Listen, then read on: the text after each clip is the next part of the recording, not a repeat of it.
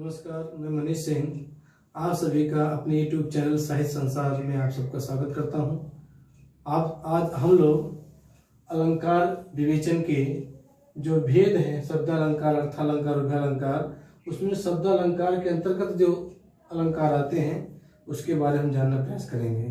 पिछले वीडियो में मैंने आपको अलंकार की परिभाषा, अलंकार के भेद के बारे में बताए थे, लेकिन आज हम लोग जो वीडियो में पढ़ेंगे वो हम शब्दालंकार के अंतर्गत आने वाले अनुप्रास अलंकार के बारे में आज हम वीडियो में पढ़ेंगे।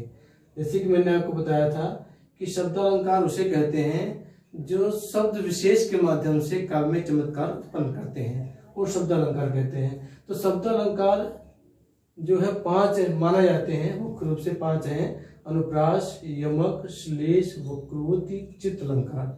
वैसे कोई यहाँ पर विपिशा अलंकार मानता है, लेकिन डॉक्टर रामचंद्र तिवारी ने अपनी किताब में इन 5 अलंकार का ही शब्दालंकार में जिक्र किया है और उसी को मद्देनजर रखते हुए मैंने इस 5 अलंकार को शब्दालंकार में आपके सामने समझाने का प्रयास कर रहा हूँ। लेकिन आज हम लोग शब्दालंकार के अंतर्गत अनुप्रास अलंकार के बारे में पढ़ेंगे। अनुप्रास अलंकार। अब आते हैं अनुप्रास अलंकार। अनुप्रास अलंकार कहते किसे हैं? तो ये जो अनुप्रास शब्द है, ये अनु धन प्र धन आस, ये सबसे मिलकर बना हुआ है। अनु का अर्थ होता है अनुसरण, या कह सकते हैं अनुगमन।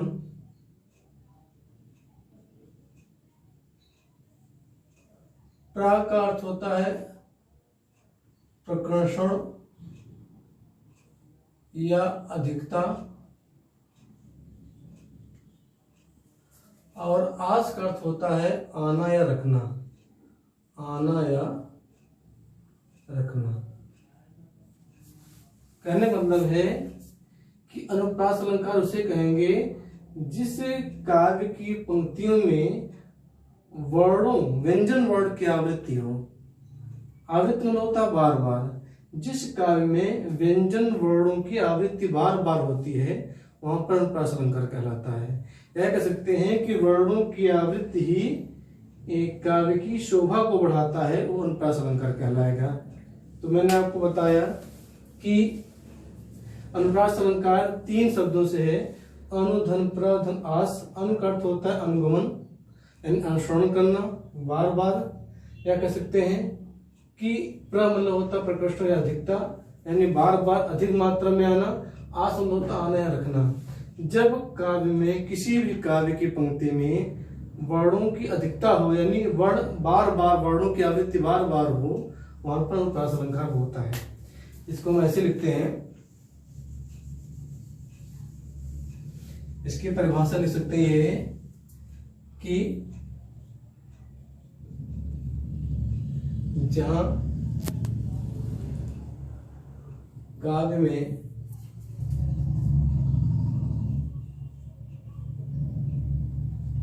वर्णों की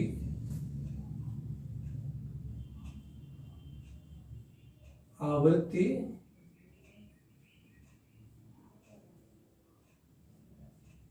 बार बार हो, वर्णों की आवृत्ति बार बार हो, वहां अनुप्रास अलंकार होता है। शब्दालंकार में अनुप्रास अलंकार का बहुत ही महत्व है। बहुत सारे कवियों ने अपनी कविताओं में अनुप्रास अलंकार का प्रयोग बहुतायत रूप में किया हुआ है। तो मैंने आपको क्या बताया अनुप्रास अलंकार भाषा? जहां काव्य में वर्णों की आवृत्ति बार बार हो वहां अनुप्रास अलंकार होता है। तो जैसे मैं उदाहरण आपको एक देता हूं, इसी उदाहरण में लिखता हूं आपके सामने: तरनी, तनुजा, तट, कमाल, तरुवर,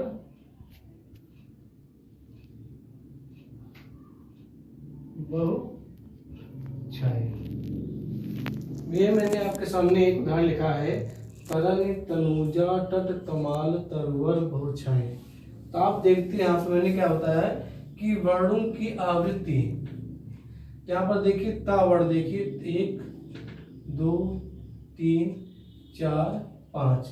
यहाँ पर देखते हैं ता वर्ण जो है इसकी आवृत्ति एक से अधिक बार हुई, 1 हो गया, 2 हो गया, 3 4 5, इसलिए यहाँ पर ता वर्ण की आवृत्ति है।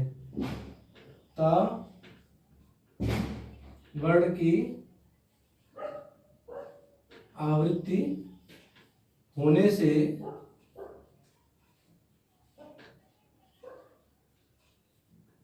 अनुप्रास अलंकार होगा।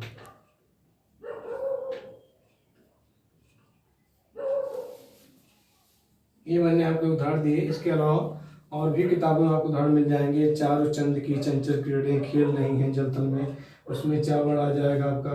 कूके लगे कोयले कदम पर बैठ गए, इसमें का वर्ण आ जाएगा। रघुपति राघव राजा राम पतित पावन सीता राम, इसमें रा वर्ण आ जाएगा। तो ये सब जो है आपके अनुप्रास अलंकार के मैंने आपको उदाहरण बताए हैं, और बहुत सारे उदाहरण आप किताबों में मिल जाएंगे। फिर से आप समझिए, अनुप्रास अलंकार किसे कहेंगे? जहाँ काव्य में वर्णों की आवृत्ति बार बार हो वहाँ अनुप्रास अलंकार होता है। उदाहरण मैंने आपको बताया, तरन तनुजा तट तमाल तरवर बहुछाये। तो यहाँ पर देखिए जो ता वर्ण है, ता ता ता ता, ये जो है एक से अधिक बार, यानी ता वर्ण की आवृत्ति कई बार हुई है, इसलिए यहाँ पर जो है अनुप्रास अलंकार होगा। अब हम समझते हैं अनुप्रास अलंकार के भेद। ये अनुप्रास अलंकार के भेद आपके सामने दिए हुए हैं। ये अनुप्रास अलंकार के भेद, पहला है छेकानुप्रास, दूसरा है वित्तानुप्रास, तीसरा है श्रुत्यानुप्रास, चौथा है अनंत्यानुप्रास और पांचवा है लाटानुप्रास। अब हम इसको जो है एक क्रम से इसको समझते हैं। छेकानुप्रास किसे कहते हैं? छेकानुप्रास का मतलब ये होता है जब काव्य की पंक्तियों में एक वर्ण केवल 2 बार आया हो, यानी केवल एक वर्ण 2 बार। जैसे मैं एक उदाहरण लिखता हूं, इस करुणा कलित हृदय में अब विकल रागिनी बसती, अब विकल रागिनी बजती। ये मैंने आपके सामने एक छेकानुप्रास का एक उदाहरण लिखा हुआ है। ये जयशंकर प्रसाद की बहुत ही महत्वपूर्ण पंक्ति है। इनकी जयशंकर प्रसाद की रचना है एक आंसू, उसकी एक पंक्ति बड़ी चर्चित है, इस करुणा कलित हृदय में अब विकल रागिनी बसती। मैंने बताया कि छेकानुप्रास में काव्य की पंक्ति में एक वर्ण 2 बार आते हैं, यानी एक से अधिक 2 बार वर्ण होते हैं, उससे ज्यादा नहीं, और स्वरूप में एक जैसे हों। फिर सुनिए, जब जिस काव्य पंक्ति में एक वर्ण केवल 2 बार आता है, 2 से अधिक नहीं होना चाहिए। अगर 2 से अधिक हो गए तो वह वृत्तानुप्रास कहलाएगा। छेकानुप्रास में जिस काव्य पंक्ति में एक वर्ण 2 बार आए वहां पर होता है छेकानुप्रास। जैसे अब आप देखिए, इस करुणा कलित हृदय में अब विकल रागिनी बसती, इसमें देखिए क 1 2, ये का वर्ण जो है 2 बार आया हुआ है, यानी 1 या 2 बार, 2 से अधिक नहीं होना चाहिए। 2 से 1 से 2, यानी 1 वर्ण या 2 वर्ण, तो छेकानुप्रास कहलाएगा। अगर 2 से अधिक हो जाता तो वृत्तानुप्रास कहलाएगा। तो छेकानुप्रास में जिस काव्य पंक्ति में कोई वर्ण 1 या 2 से अधिक ना हो और स्वरूप और क्रम से हो, वह छेकानुप्रास कहलाएगा। तो देखिए क 2 बार आया हुआ है, इसलिए यहाँ पर छेकानुप्रास का उदाहरण है। एक उदाहरण हम और दे सकते हैं कि दूसरा उदाहरण देख लीजिए छेकानुप्रास का, कहत कत परदेसी की बात। ये आपके बहुत भक्ति काल के बहुत ही महत्वपूर्ण कवि सूरदास की पंक्ति है। आप यहाँ देखिए, कहत कत, क और क, ये जो है क्रम से और स्वरूप से एक ही है, तो क के बाद क केवल 2 ही बार आया हुआ है, 1 और 2, इसलिए यहाँ पर छेकानुप्रास होगा। ये छेकन प्रास के उदाहरण मैंने आपको बताया, और भी उदाहरण आप किताबों में ढूंढेंगे आपको मिल जाएंगे। तो छेकन प्रास की मैंने आपको बताया, इस करुणा कलित हृदय में और विकल रागिनी बस्ती जयशंकर प्रसाद की आंसू एक उनका पुस्तक है, उनकी से लिया गया है। और दूसरा है कहत कत परदेसी के बाद, यहाँ पर भी क जो है 2 बार है, इसलिए अभी जो है ये छेकन अनुप्रास का उदाहरण है। इसके बाद देखिए वृत्तानुप्रास।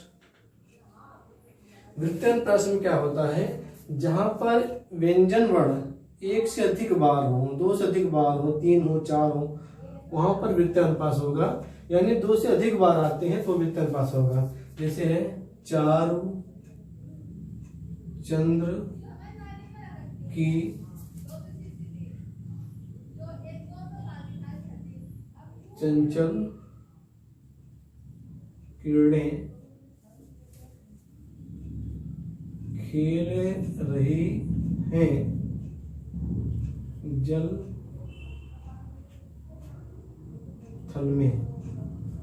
ये आपके सामने मैंने दिया है वृत्तानुप्रास, जिस काव्य पंक्ति में एक वर्ण एक से अधिक बार हो, यानी 2 या 3, 4 बार हो। अगर 2 आएंगे तो छेकन अनुप्रास हो जाएगा, अगर 2 से ज्यादा होंगे तो वृत्तानुप्रास आ जाएगा। तो आप देखिए जो 4 वर्ण है ये कई बार आया हुआ है, 1 2 3 4, ये 4 वर्ण जो है 4 बार आया हुआ है, या ये जो है आपका वृत्तानुप्रास कहलाएगा। 4 वर्ण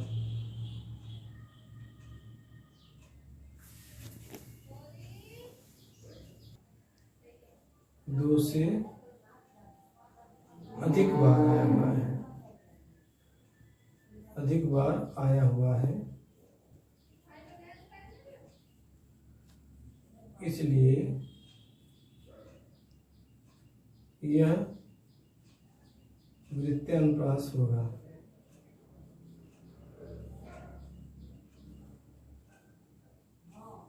अभी मैंने पहले आपको जो भी अनुप्रास अलंकार के उदाहरण दिए थे, तरन तनुज तट तमाल तवर बहुछाए, वो भी वृत्तानुप्रास में है, क्योंकि ये जो ता वर्ण है कई बार आया हुआ है।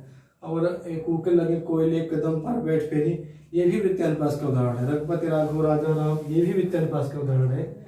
ये देखिए, अब हम आप पढ़ेंगे श्रुत्यानुप्रास किसे कहते हैं, उसके लक्षण, अनंत्यानुप्रास, लाटानुप्रास।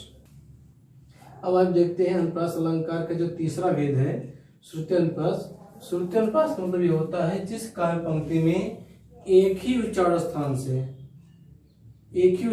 से वर्ण आते हैं तो श्रुत्यानुप्रास कहलाएगा। इसी उच्चारण स्थान जो आपके हैं कंठ, तालु, मूर्धा, दंत, ओष्ठ, ये आपके उच्चारण स्थान है। इसे कंठ में आपका क वर्ग आएगा, क ख ग घ, और ताल में च छ ज झ, ये उच्चारण स्थान है। तो जिस काव्य पंक्ति में एक ही उच्चारण स्थान से पंक्तियां हों वहां पर श्रुत्यानुप्रास कहलाएगा। जैसे आप देखिए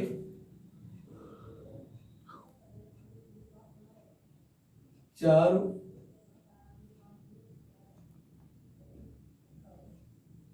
चंद्र की चंचल किरणें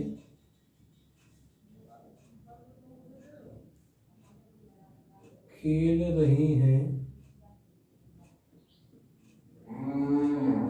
जल थल में।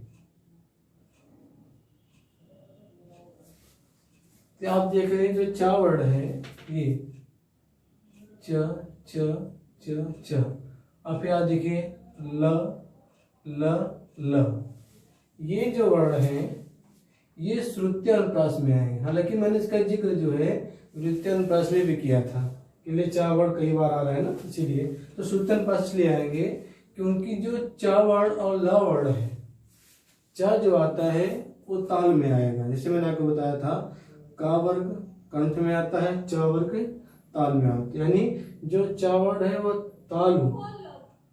तालु उच्चारण स्थान से हो रहा है, और जो ला है वो दंत है, यानी चा वर्ण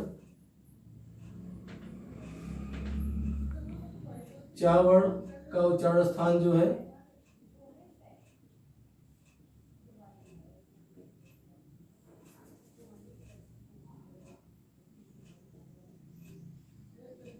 तालु है,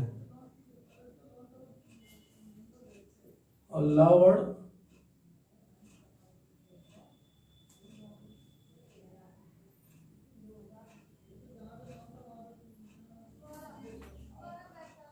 आपका दंत।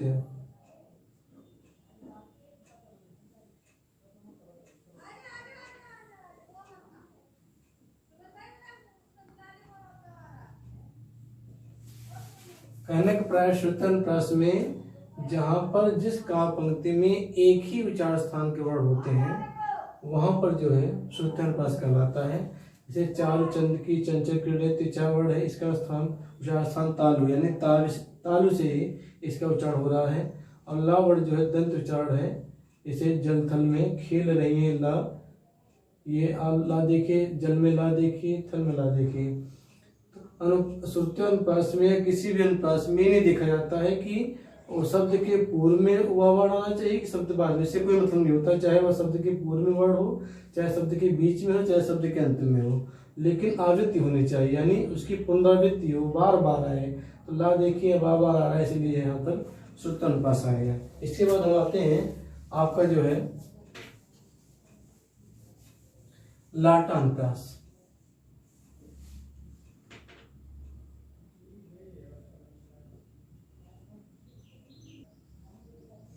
लाटानुप्रास, लाट का अर्थ होता है गुजरात, यानी गुजरातियों का ये प्रिय अनुप्रास अलंकार रहा है, इसलिए इनके नाम पर इसे लाटानुप्रास रखा गया है। लाटानुप्रास की परिभाषा ये होती है जब या जिस काव्य की पंक्ति में शब्द या पद या वाक्य खंड की पुनरुक्ति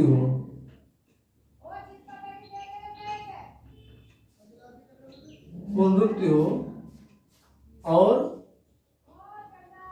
उसे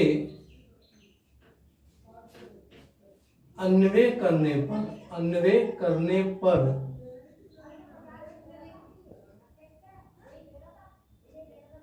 उसमें भेद किया जाए, तो लाटानुप्रास होगा,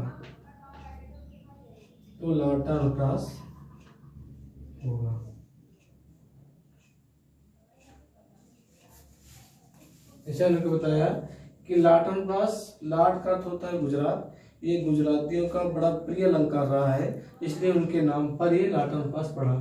तो मैंने इसकी परिभाषा बताई, जिस काव्य की पंक्ति में शब्द या पद या वाक्य खंड की पुनरुक्ति हो, यानी पहला पंक्ति सेम शब्द और पद हो और दूसरे पंक्ति में सेम पद और वाक्य हो, लेकिन उनका अन्वय करने पर तो जब उसमें भेद किया जाएगा तो उसका अर्थ परिवर्तित होगा या तात्पर्य अलग हो जाएगा, तो लाटानुप्रास कहलाएगा। जैसे एक उदाहरण बहुत ही प्रसिद्ध है, मैं आपके सामने लेकर आया हूँ। तो ये स्थिति जो है आपको सब पड़ जाएगी, है पूत कपूत